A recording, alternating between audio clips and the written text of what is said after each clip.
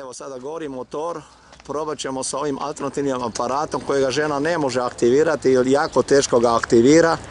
Pokušat će, evo motor gori, ne ide, već gori minutu, neće.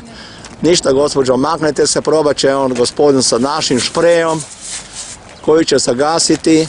Evo u 3 šprica, niti sekunda nije. Evo da vidimo, još jedan put točno. Evo požara nema.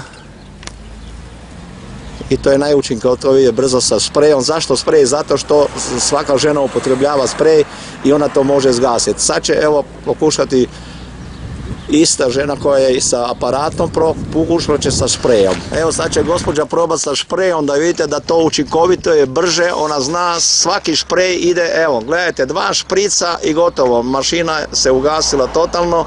Zašto sprej? Zato što svaka žena upotrebljava sprej za kosu, za dezodorant i tako dalje i tako dalje. Može?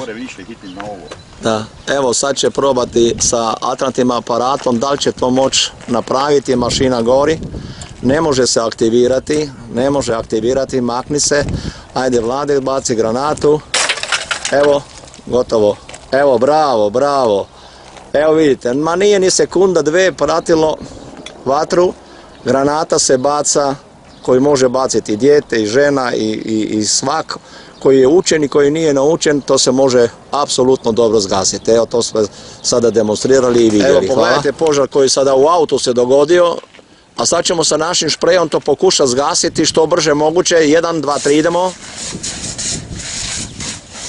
4 šprica. Evo da vidite, vatre nema, zato se kaže da treba napraviti brzo, učinkovito, a to je da jedan alternativni aparat bilo kojeg proizvođača ne može tako se brzo aktivirati da bi zgasio, jer treba dugo da ga se aktivira, pogotovo žena to u 95% slučajeva ne može. Evo požar iz motora došao do unutrašnjeg auta, bacit ćemo granatu našu, izvoli, bacit ćemo granatu da vidimo, jeste vidjeli?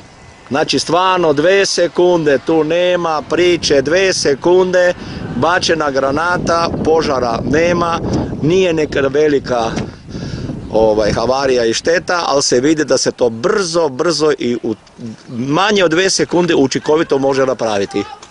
Sad ćemo montirati našu ampulu koja se automatski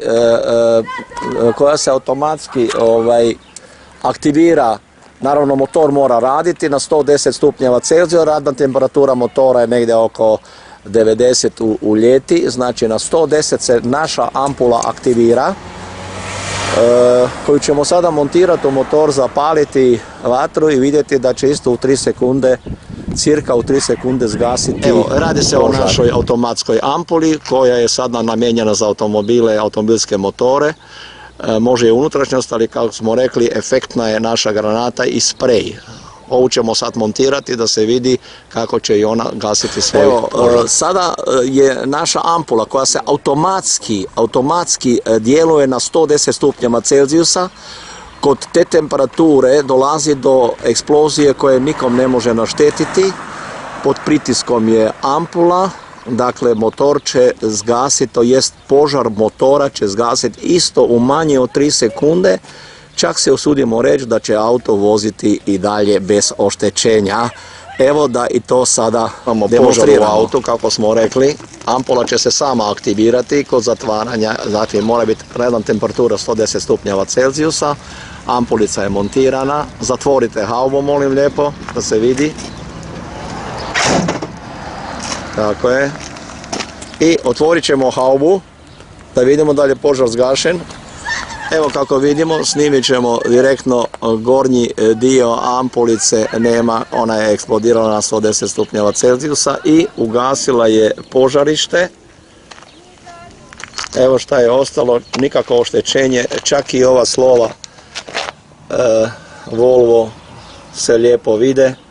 Mašina je sada 3 puta paljena, u raznim slučajevima to znači šprej, granata i naša automatska ampula koju možemo montirati tamo gdje je mjesto ili gdje ima mjesta, bolje rečeno, i zasigurno se ista će aktivirati u svakom slučaju kod 110 stupnjeva Celzijusa.